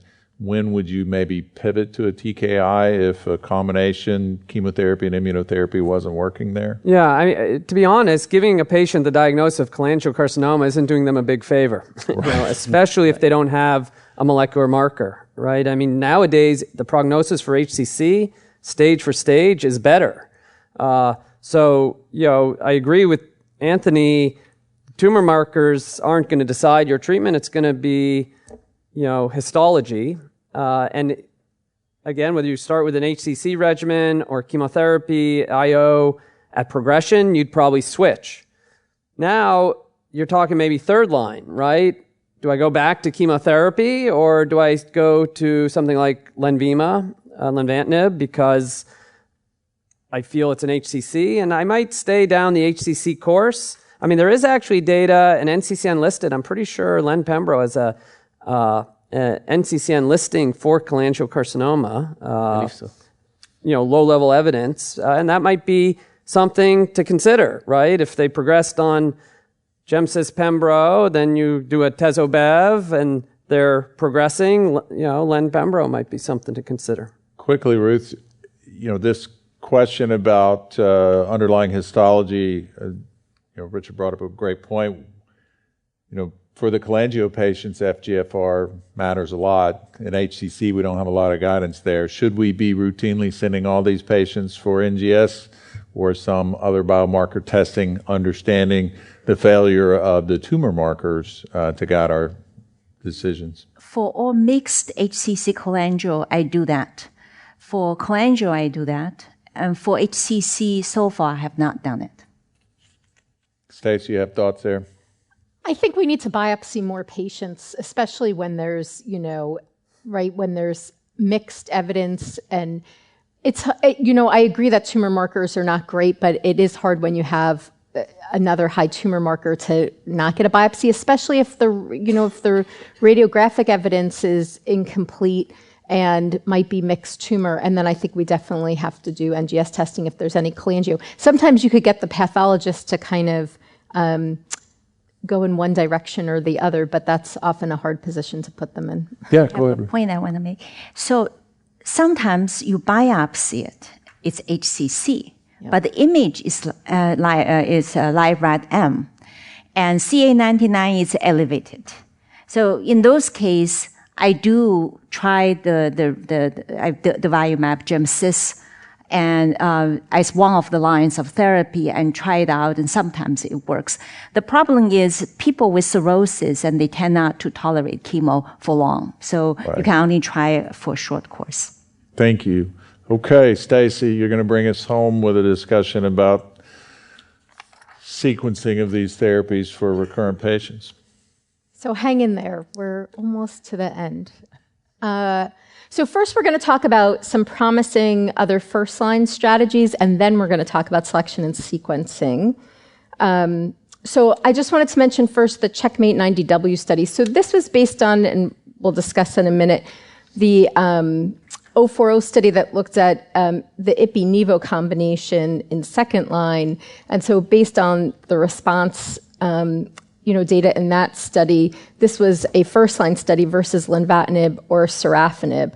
And so, we see that there is a separation of the curves at 24 months and 36 months here with a median overall survival difference of 20.6 months versus 23.7.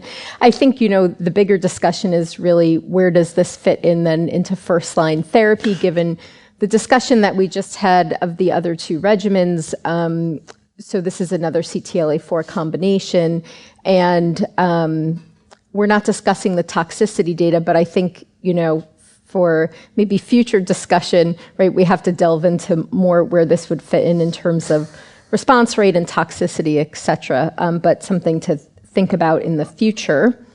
And then we also have the CARES 310 study. That was the combination of camrelizumab and rivoceranib versus sorafenib as first-line therapy. So this is an anti-PD-1 antibody with a TKI combination. And so, we see here that the median progression-free survival was from 3.7 months to 5.6, and the median overall survival improved from 15.2 months to 22.1. But I think importantly, you have to look closely at the adverse events. So for any treatment-related adverse event for this combination, 10% of the patients had a grade 4 event, and 71% of the patients had a grade 3 event, although on sorafenib, these numbers were also pretty high at 48% with a grade 3 event. So I think, when you have the first treatment available for combination therapy with HCC, it's very exciting, and we learn to manage the side effects, and then now we have two regimens to pick from. And I think as the field gets busier, right, then we really have to parse the data out for each of these regimens in comparison to say what should actually be considered first line. And when something is the third or fourth trial, right, to enter the field, then you have to say, is there a compelling reason why we would use this as opposed to what we already have? So I think I'll leave it there, but regimens to kind of think about in the future. So we'll move on to thinking about TKIs in relapse disease. We did discuss already a little bit about sorafenib, or mostly lenvatinib now, used in the first line in select cases, especially patients maybe that recurred after transplant or have a significant autoimmune disease. But, now often, even though this was first line data, right, we often move it just sequentially. So going back to the original data here of sorafenib versus placebo, we had a small survival benefit, and then the lenvatinib study versus sorafenib was a non-inferiority study. But based on the side effect profile, this really became the TKI that's often used first. So, when we think about tyrosine kinase inhibitors, are they really all the same? No, they do have different targets, right? And they're all kind of dirty in that they have multiple targets for each of them. They all target VEGF, right? But then as you could see, they have other targets as well. And that does play into the myriad of side effects that, that patients have and slightly maybe different responses in different patients. So, these studies were all done in the setting before immunotherapy. So they were studies that were single agent versus placebo in second line after sorafenib progression or intolerance. And, basically, they all showed a small survival benefit. So the resource study looked at regorafenib, Celestial with cabozantinib, and then the REACH-2 study looked at ramucirumab, which is an anti-VEGF2 antibody.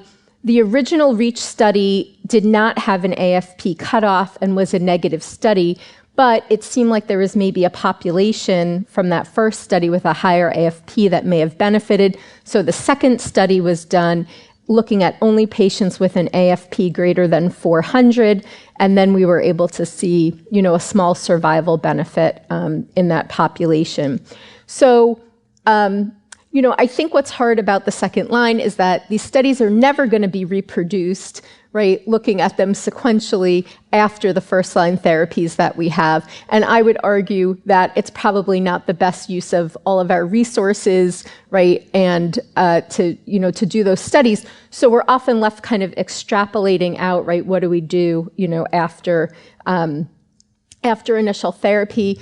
We do know that the TKIs certainly have adverse events, and how I often describe this to patients is, these are often side effects that don't necessarily put someone in the hospital, right? But they can make you quite uncomfortable and symptomatic. So they're the chronic kind of grade 2 side effects. And so often in oncology, if something is only grade 2, we often don't even include it in a discussion of the trial, right? It's often just excluded from discussion. But I would argue that if you read through this list and you had fatigue, weight loss, nausea, diarrhea, possibly hand-foot syndrome, hypertension, and some of these other side effects, you would really not be feeling well. You wouldn't feel up to coming to this event this evening, and it would certainly be affecting your life. And so, in a lot of ways, right, we know, we didn't discuss this data earlier this evening, but we know that in the first line studies, we looked at time to deterioration, right? We looked at patients' quality of life and symptom burden, and patients felt better on combination immunotherapy than they did on TKIs. So, it's really something to think about, especially when patients are going into second or subsequent lines of therapy. They often have a higher symptom burden. Sometimes their liver function has changed, right? And so this becomes very important to kind of, factor into decision making. Then we have the Checkmate 040 study. Of the combination of nivolumab and ipilimumab. So this kind of followed more of the traditional melanoma regimen, right, of using 4 doses of ipilimumab, which then the Himalaya study, changed to just give a single priming dose. And so what we saw in this combination is overall response rates in the, over 30%, with, a median duration of response, of between 16, 17 to 22 months. And so, this is also another option, although we don't often think of this as second line, given that in this study, right, these were all patients that had received sorafenib, and most patients are only receiving a TKI in the first line if they're really not candidates for immunotherapy. So we don't see a lot of patients receiving this, this kind of sequence of therapy.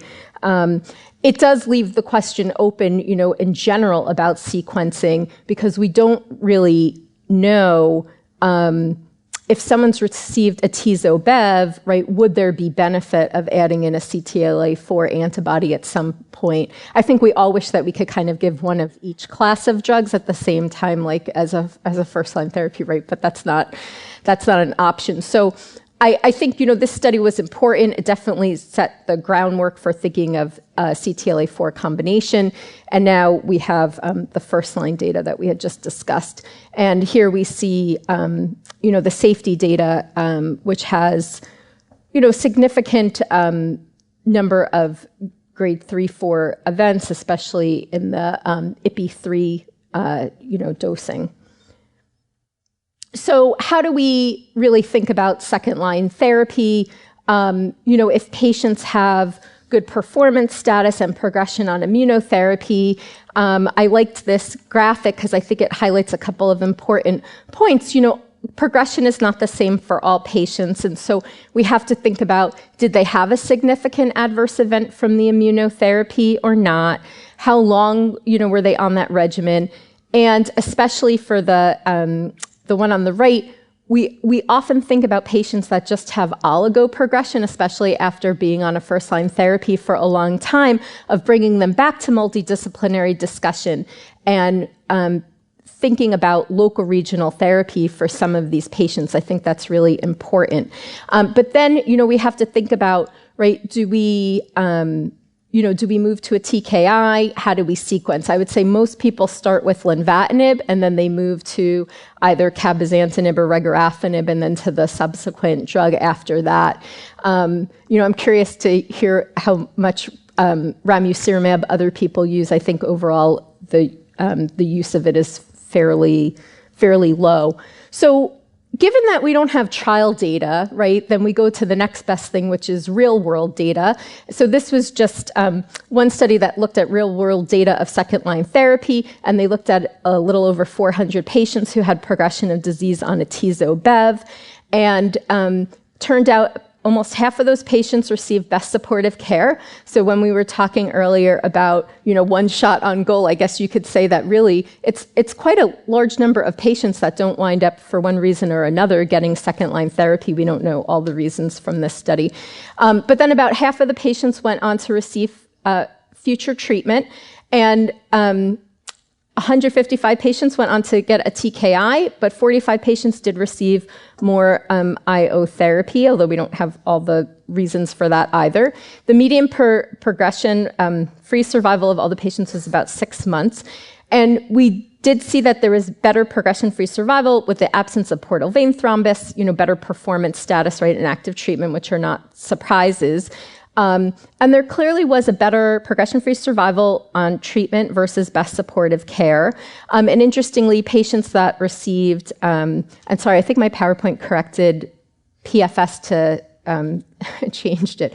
But patients receiving TKIs versus IO had shorter, survival. I think it's very hard to say, though, what that really means, because clearly there were reasons why certain patients went back on IO. And this was not perspective, right? This is just real-world data. And so I don't know that you could say it means everyone should be going back on IO, right? I think, that was only a small group of these patients.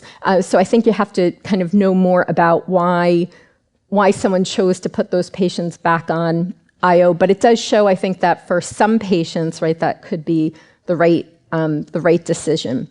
So I just wanted to end with mentioning the IMbrave 251 study, and hopefully this will help us think a little bit more about whether we should be continuing IO in the second line. So this is a study of atezolizumab with either lenvatinib or sorafenib versus lenvatinib or sorafenib alone after progression on atezo-bev, with a primary outcome of overall survival. So hopefully in the future we will have some randomized data that will help us with making this decision.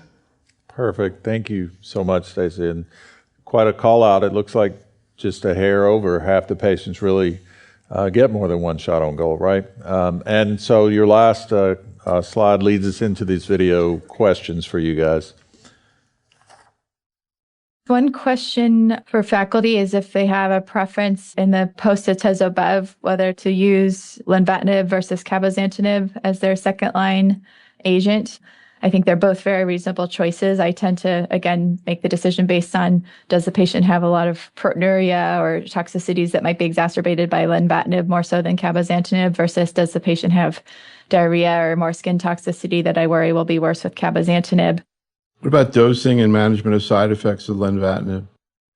I often will start patients who are frail or I think are vulnerable to toxicity at one dose level lower. So if they are greater than 60 kilograms, I'll start them at 8 milligrams instead of 12, or if they're less than 60, I'll start them at 4 instead of 8, and then titrate upwards after 1 to 2, usually after a month if they're doing well. I'd be curious to hear if others do that. We also make sure that patients have a home blood pressure cuff, and usually the week before they get their lenvatinib in the mail, I tell them, start taking your blood pressure, start practicing, writing it down, send us your baseline measurements just so we can practice making sure that they know how to read it, that the cuff works for them. One other point that is important for lenvatinib is monitoring QTc prolongation and making sure patients know to not use their Zofran. Occasionally, we can have a really exceptional response to tyrosine kinase inhibitors. I have a hepatitis B virus positive, multifocal and metastatic HCC patient who had progressed on sorafenib, then nivolumab. This was back in 2020. I put him on lenvatinib and kept him on lenvatinib for about 3 years because he had a rib tumor and some liver tumors. During that time, completely receded, and an AFP that was in the thousands receded to less than 2. He has had 1 local recurrence that we treated with TACE since then, but his other metastatic sites remain quiescent. And I don't know if this is a pure lenvatinib effect or if it was lenvatinib in the microenvironment of nivolumab, which he had just stopped due to progression. In any case, it's a very happy case to take care of. Thanks, Katie. Okay. Ruth, what are your thoughts about this data from the 90W study that was mentioned? And as you comment about that, can you comment about the dosing of the IPI here, right? Because I think there are a lot of parallels we're beginning to see with HCC and renal cell carcinoma. There's sort of no original human thought. Sometimes those are carried over, but the dosing's different, right, on the IPI. So the Checkmate 90W dosing is the same dosing for melanoma. And I think it was picked from the Checkmate 040 study because it provided the best survival. And we participated in the Checkmate 90W. So we have many patients we enrolled. And we have patients in CR like after 2 years, and they're in CR, just come to see me twice a year. So it is a very active combination, but of course there's potential toxicities and that we also have to be very cautious about. What do you think about the combination data that we saw from the CARES study? Dr. Finn, you have any thoughts there? Yeah, I mean, that's a very active regimen. I mean, because they did allow patients with main portal vein. They still had this, survival of, I think, 22, 23 months. Objective response rate was in the mid-20s. Toxicity, as was called out, is an issue. I mean, grade 3, 4 together is over 80%, right? Still, we don't have approval in the U.S. because of some manufacturing issues, but presumably those can be overcome, and it will be another option in the mix, but clearly very active. I think March, April, we discussed this earlier, in the spring perhaps for the repeat approval for those drugs with the FDA. I'm not sure. Okay. Anthony, you have thoughts here on what you would consider factors in selecting patients who may have disease progression in their first line? So progression first line on an IO-based combination, my favorite approach is to go to a tyrosine kinase inhibitor in second line. Now, can I really rationally choose between lenvatinib or cabozantinib or whatever? No, I cannot. I mean, so I tend to use lenvatinib because for simplistic reasons. It's just kind of sequencing the agents, and it gives me more options. So I start with lenvatinib, then I can go to cabozantinib or regorafenib and try to continue to sequence them. I do agree that there are occasional patients where I do worry about, lenvatinib is a more potent VEGF inhibitor, so there is more VEGF-related toxicities, whether it's hypertension, proteinuria, etc. So if I worry about that, I may gravitate more towards cabozantinib, but otherwise I try to sequence them in that order. There is emerging real-world data about using another IO. So if you start with atezo-bev, bringing back a CTLA-4 in third line like nivo-ipi, but these are small experiences, etc. So we'll see if more prospective data comes out, which I think it will. So that'll be important to see. Ruth, quick question for you. This came from the audience and was brought up earlier with the issue of proteinuria with Len versus Bev versus some of the others. Do you distinguish those agents maybe in a patient who has some pre-existing proteinuria versus? Yeah. All those, for those agents you just mentioned, I always get the baseline UA. I follow the UA. And then if it becomes 100, 2+, then I start to do 24-hour urine collection. And then if it really reaches grade 3, then I will stop. And so I think we have to be very careful with the proteinuria, especially elderly folks. They already have hypertension, diabetes, and so they have some baseline proteinuria. And so it's a side effect that we have to keep eye on. Okay. We mentioned some sequencing. We're now going to get a new video with a question about rapid progression after atezo-bev. What about your 73-year-old patient with lung and adrenal mets you treated with Stride after progressing on atezo-bev? The outcome from atezolizumab is rather pretty robust and it does very well. But sadly here, patient didn't progress right away. First imaging, barely 2 months of therapy, progression of disease. And the question is, what shall we do now? Switch to lenvatinib and say, you know what, checkpoint inhibitors don't work for this patient, or switch to another checkpoint inhibitor. When we see a patient with that rapid progression of disease, despite a very robust effort that was done appropriately by the book, the chance for anti-drug antibody, which can occur in 30% of the patients on atezolizumab or receiving atezolizumab, can occur.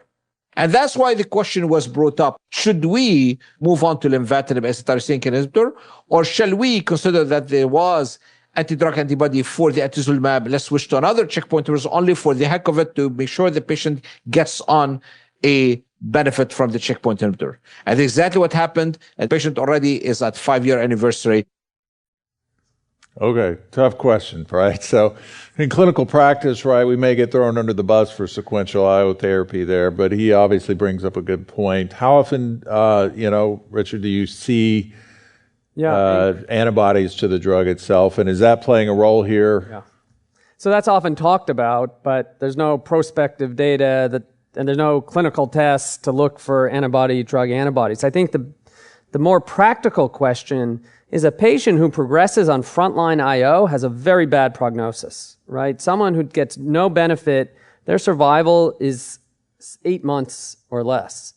And the question is, can we salvage those patients? And for me, a patient who got atezo-bev and is rapidly progressing, I would probably give them ipi-nivo, to be honest, right? Different mechanism of action, not an drug antibody issue, but just the mechanism, CTLA-4, IO versus IO VEGF. And like Ghassan describes, I mean, I've had patients who've had dramatic responses. And I think now with the CARES data and the LEAP data, I tend to think of these as IO VEGF, IO, and IO TKI. And there's probably some overlap between them who responds, but I think there's probably distinct groups that benefit from either one, and it's up to us to figure out how to identify them.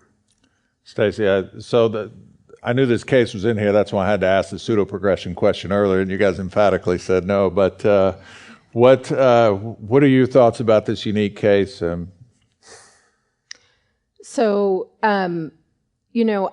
It's tough when patients just go right through first-line therapy. But I think, to Richard's point, thinking about ipi-nivo in this patient population could be reasonable. It's hard to know. I mean, we don't really have good data for that. I think, sometimes with rapid progression, obviously you really have to see if the patient is still a good candidate for therapy, what their liver function is, what their performance status is, because often when things decline quickly, there's a global decline.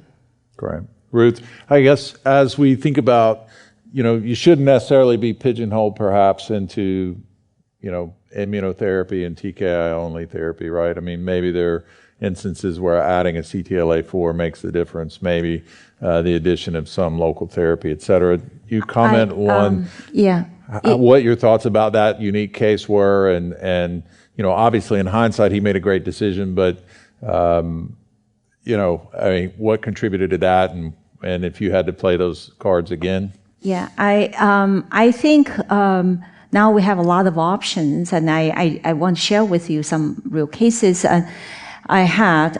So a patient progressed on bev-atezo. I switched to a TKI.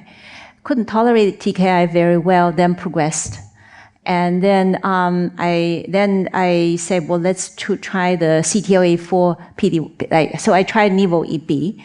And then patient had severe colitis and was in the hospital, and we struggled, and patient survived. And then patient has no disease progression for a whole year. And then start to have disease recurrence. And then so my fellow asked me, do you want to ever go back to immunotherapy after what has happened? I say, no way. And then, so the third year, patients started to progress. We tried to do a little bit of ablation, still not able to control the disease. Then the Himalaya data came out, and I say, well, this is not, this CTLA-4 PD-L1, its side effect profile is different. The incidence is lower. Let's try this one. And of course, he went into colitis again. I saved, so to get him out of it, then now he's disease-free. And now this is towards the 12 months, and he's still disease-free. He's off therapy. So you can see there are a lot of things we need to learn. I think we need to work with patients. I do believe those patients who progressed on one type of IO combination may respond. But you can see my sequence is I try TKI first. Great, thank you. Yeah.